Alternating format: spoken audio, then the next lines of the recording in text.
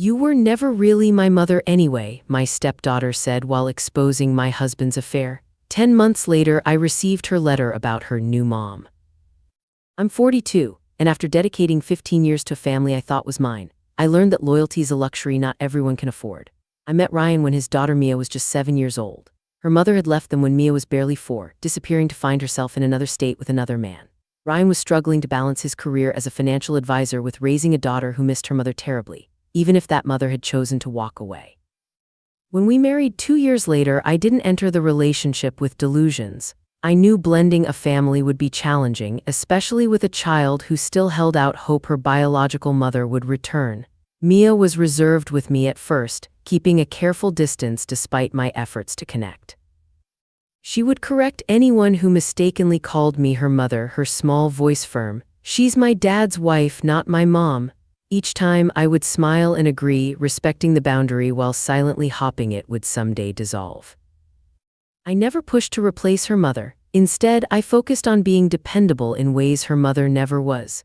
I left my promising career in marketing, taking a part-time position at a local agency so I could be home when Mia's school bus arrived. I learned to French braid her hair by watching YouTube tutorials for hours.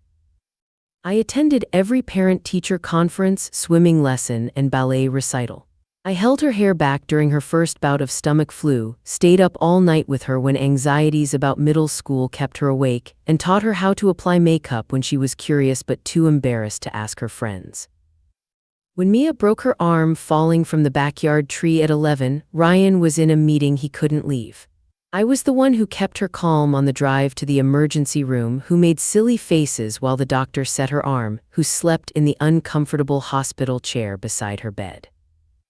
The next morning, she reached for my hand instead of pulling away as she usually did. It was the first moment I felt like maybe, just maybe, I was breaking through. By the time Mia entered high school, we had developed a comfortable rhythm. She began introducing me as her stepmom instead of my dad's wife, a small change that felt monumental. She would seek me out for advice about friendships and school projects. I helped her navigate her first period, her first heartbreak, her college applications. I wasn't her mother, but I had become something equally important, a constant, unwavering presence in a life that had started with abandonment. Ryan noticed the changes too. He would smile watching us cook dinner together or laugh at the same TV shows. "You've given her something I couldn't," he told me once. "You've shown her that not everyone leaves." I treasured those words, believing they reflected a family that had overcome its fractured beginning. What I didn't notice were the subtle shifts in my marriage. Ryan's late nights at the office becoming more frequent, the decreased intimacy, the unexplained expenses on our credit card statements that he would vaguely attribute to client meetings. I was so focused on being there for Mia that I missed the warning signs of Ryan's dissatisfaction.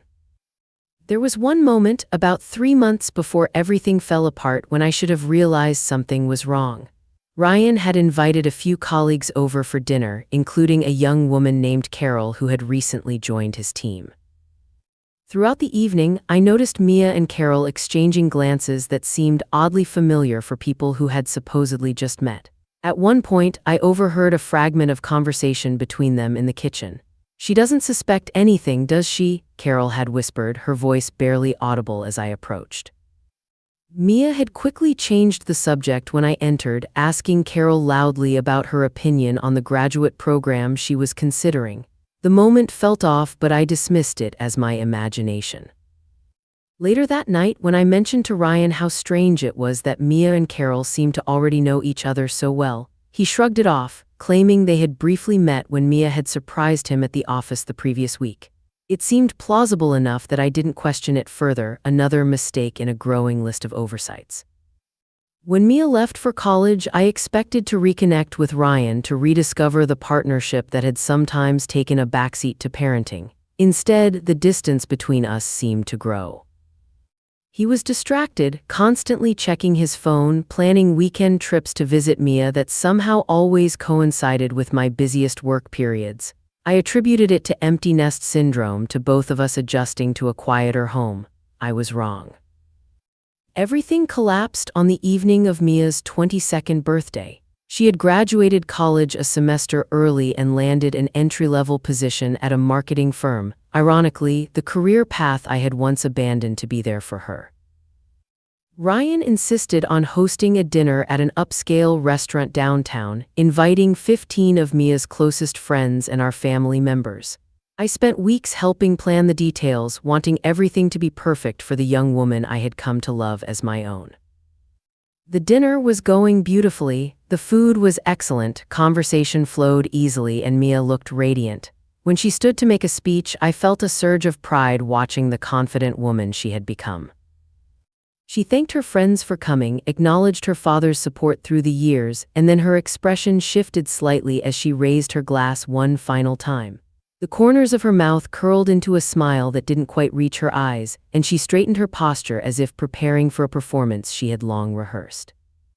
And finally, she said, her voice dropping to a theatrical near whisper that forced everyone to lean in, I want to thank Carol for making my dad so happy these past 8 months. I'm glad he finally found someone who truly understands him. Her eyes locked with mine as she emphasized the word truly, a deliberate barb meant to pierce my heart specifically. The room didn't immediately react. Most guests looked confused, glancing around to identify this Carol person.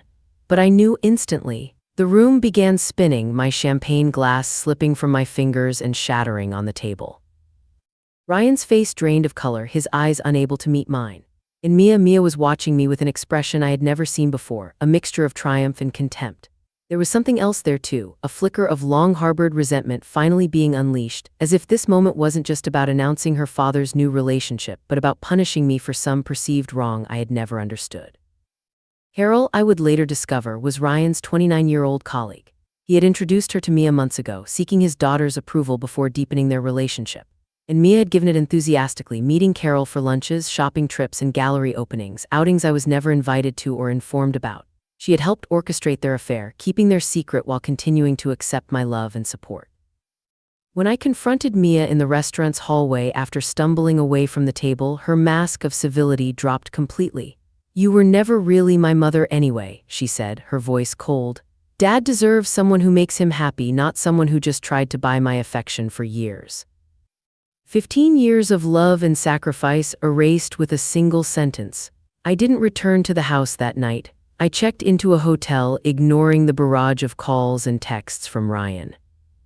The next day, when I knew both would be out, I returned home to pack essential belongings. That's when I discovered the extent of their betrayal. Credit card statements showing jewelry purchases for Carol. Text messages between Ryan and Mia discussing which restaurants were safe for him to take Carol without risking running into anyone we knew. Photos of the three of them together at Mia's campus, at holiday events, at the beach house we had rented for years as a family. When Ryan finally cornered me on my third trip to collect belongings, his excuses were as predictable as they were insulting. We had grown apart. I had been so focused on being a mother to Mia that I'd neglected being a wife to him. Carol understood the pressures of his career in ways I couldn't. He hadn't planned for this to happen. I filed for divorce the following week and rented a small apartment across town. I blocked both Ryan and Mia on every platform, unable to bear their attempts at justification. Friends who had been at the birthday dinner reached out, horrified by what had happened. They became my lifeline in the months that followed as I navigated the legal complexities of ending a 15-year marriage and the emotional devastation of losing the family I had helped build. 6 months after I left, news reached me through mutual friends. Carol was pregnant. Ryan was ecstatic, telling colleagues he was getting a second chance at building a real family. The irony of this statement wasn't lost on me or anyone who had witnessed his betrayal. The pregnancy announcement triggered an unexpected shift in the dynamic between Ryan, Carol, and Mia. Carol, secure in her position as the future mother of Ryan's child, no longer needed to maintain the artificial friendship with Mia. According to friends who still kept me updated, she began complaining about Mia's frequent visits to their new home, about how much space Mia's belongings took up in the guest room where she stayed on weekends. 8 months after the birthday dinner, Ryan informed Mia that she needed to find her own place permanently. Her student housing was under renovation for the summer, and she had been staying with them while interning at a local company. Carol wanted to convert the guest room into a nursery, and they needed Mia to move out within 2 weeks. Mia was blindsided. She had somehow convinced herself that she was special to Carol, that their bond would continue even with the new baby. This delusion was particularly ironic given the tension that had been brewing between them for weeks. A mutual friend had witnessed Carol snapping at Mia for leaving dishes in the sink, hissing that "this isn't your mother's house anymore," a reference that cut deeper than Carol could have known. Another time, Carol had accidentally deleted photos of Mia's graduation from Ryan's phone, claiming storage issues while preserving countless selfies of herself. During the heated argument about moving out, Carol reportedly dropped all pretense of affection. She told Mia the cold truth: she had only cultivated their relationship to gain Ryan's trust and approval. Mia had been a pawn, nothing more. "Did you really think I enjoyed our little shopping trips?" Carol had apparently sneered. "You were just my ticket to your father's life, and now that I'm having his baby, I don't need you hanging around reminding me of his baggage." With limited savings from her internship and most friends unwilling to offer her a place to stay, many had taken my side after witnessing her betrayal. Mia found herself virtually homeless. She slept in her car for several nights before moving between cheap motels, quickly depleting her small savings. That's when the messages started. First, through mutual friends, Mia had made a terrible mistake. She regretted her actions. She needed help. When these produced no response from me, she became more direct. She sent emails begging for financial assistance, just enough for a security deposit on an apartment. She appeared at my workplace, eyes red from crying, only to be turned away by sympathetic colleagues who knew our history. Part of me wanted to help her. The maternal instincts I had developed over 15 years don't simply vanish, even after the deepest betrayal.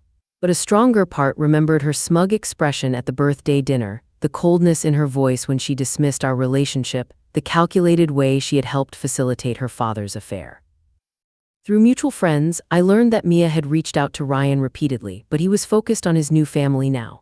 Carol had made it clear that Mia was a reminder of his past life, a past she wanted to minimize as they prepared for their baby. The daughter who had helped destroy his marriage had served her purpose and now found herself discarded just as thoroughly as I had been. 10 months after the birthday dinner, an envelope arrived at my apartment. Inside was a handwritten letter, the paper warped in places from what appeared to be dried tears. "I don't expect forgiveness or help," Mia wrote. "I was stupid and selfish, manipulated into believing Dad's happiness justified anything. Carol made me feel special, included in their secret. She told me you had mentally checked out of the marriage years ago, that Dad deserved better. I wanted to believe her because it made what we were doing seem less wrong." The letter continued for several pages, detailing how completely her relationship with her father had deteriorated, how Carol had revealed her true feelings once the pregnancy was confirmed, how utterly alone Mia felt. "You were more of a mother to me than anyone, and I threw it away for someone who never cared about me at all. I just wanted you to know how sorry I am, even if it's too late." There was no request for money, no plea for housing, just raw remorse. For the first time since that night, I cried for Mia instead of because of her. After 2 weeks of reflection, I texted Mia and suggested meeting at a coffee shop near my apartment. I arrived early, ordering my usual latte and claiming a quiet table in the corner. When Mia walked in, I barely recognized her. The confident, glowing young woman from the birthday dinner was gone. In her place was someone thinner, exhausted, wearing clothes that looked unwashed. She had aged years in less than a year. Our conversation was initially stilted, both of us unsure how to navigate this new territory. Then Mia broke down, sobbing as she explained how thoroughly she had been manipulated. Carol had approached her first, not Ryan, deliberately building a friendship with the explicit goal of getting closer to him. She had convinced Mia that I was holding Ryan back, that their relationship predated any affair, that I was cold and unloving behind closed doors. "I thought I was helping Dad find happiness," she whispered, staring into her untouched coffee, "but I was just being used." Carol had promised Mia she would always be part of their new family, a big sister to their child. Now, Carol claimed Mia's presence was stressful for the baby and reminded her too much of Ryan's failed past. Ryan, eager to please his pregnant girlfriend, had chosen his unborn child over his existing daughter. "I deserve everything that's happened to me," Mia said, finally meeting my eyes. "No one deserves to be abandoned by their parents," I replied, surprising myself with the steadiness in my voice. "Not even you." This wasn't instant forgiveness. I made it clear that I couldn't simply return to being her stepmother after what had happened. The trust we had spent years building had been shattered in a single evening, and rebuilding it, if possible at all, would take time and consistent effort. I wasn't offering financial support or housing, but I could provide the name of my therapist, who had helped me process my own grief and betrayal over the past year. As for my own life, it was slowly coming together again. The divorce proceedings were progressing despite Ryan's attempts to hide assets. My lawyer was confident we would reach a fair settlement given the circumstances of our separation. I had reconnected with old friends and colleagues, accepting a full-time position at a marketing firm that valued my experience. My apartment, though small, was becoming a home that reflected my tastes and interests rather than the compromises of married life. When we parted ways outside the coffee shop, Mia asked if we could meet again sometime. I didn't make any promises, only saying that I would think about it. As I watched her walk away, shoulders hunched against the wind, I felt an unexpected sense of peace. The family I had sacrificed everything for was gone, but I was finally building a life that was truly mine. Forgiveness didn't mean forgetting, and it certainly didn't mean going back to how things were. I don't know if Mia and I will ever rebuild our relationship. Some betrayals cut too deep to fully heal, but I've learned that putting myself first isn't selfish. It's necessary, and that's a lesson worth every painful moment of the journey.